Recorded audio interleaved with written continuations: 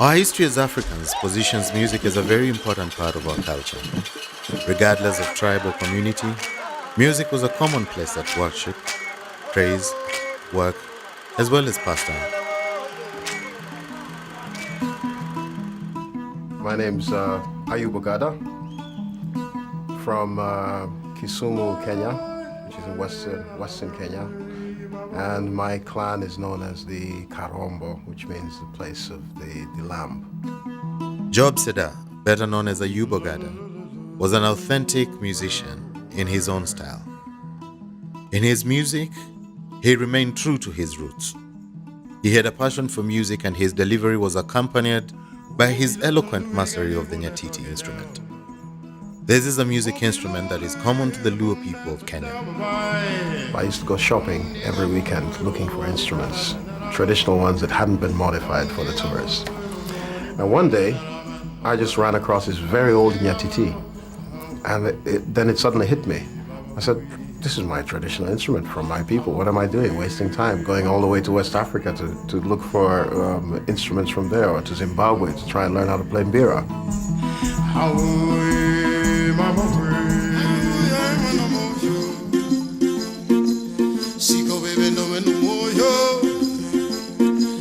Many years ago, women are not allowed to play Nyatiti because of, I can say, culture, but women are now playing Nyatiti and really doing a great job with it, and have inspired many other girls and men to take up the instrument.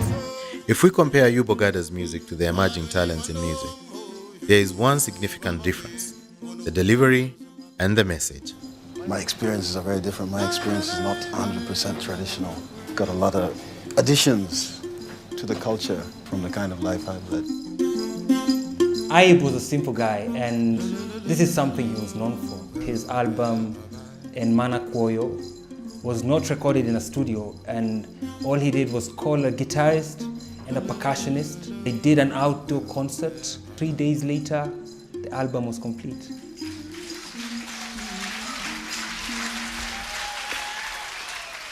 Each performance is different, as each day is different. So when I get up there to play, the songs may vary slightly depending on my experience for the day previous to that particular performance. He would perform, and in the middle he would come up with stories, and I used to find that very interesting. He was known to the world and inspired a number of musicians both at home in Kenya and overseas.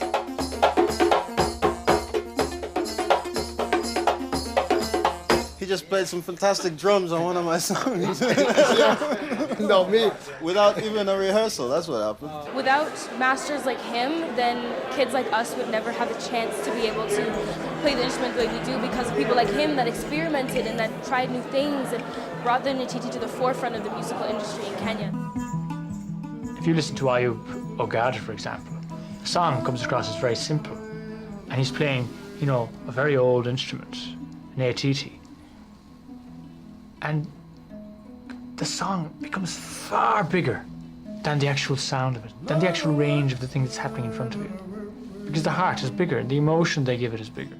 After reaching remarkable heights in the arts industry, so many are quickly forgotten, especially by their own people. As sad as it is to point out, it's a known fact that talent is recognized outside the country more than it is at home. And Ayub is an example of someone who was appreciated far beyond the borders, but not really recognized at home. If Africans are sleeping on what they have, maybe other people would appreciate it. Now Africa is waking up. Sadly, he's not a big name here because not so many people had an opportunity to know him. And I think it's now a challenge for us young people to let people know about Nyatiti music, the Nyatiti instrument, and also to celebrate and live the legacy of Ayub Ogada. With all the new and different media and generational drift that made Ogada's name and then equally hashed it back at home, could it perhaps be the change in times?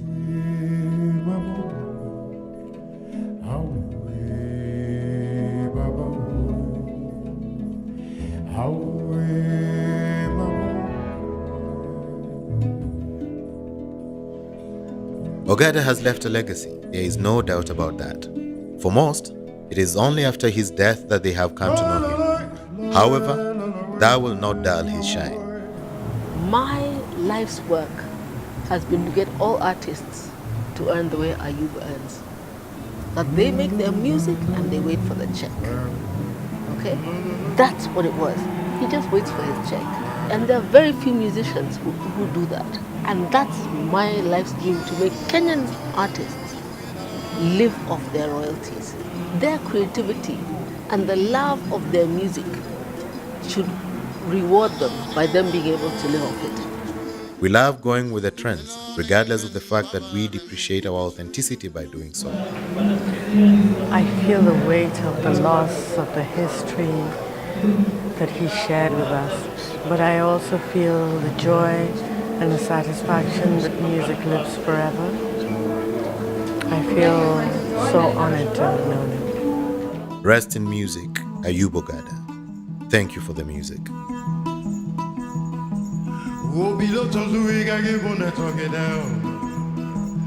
Oh, below, I give on that talk it down.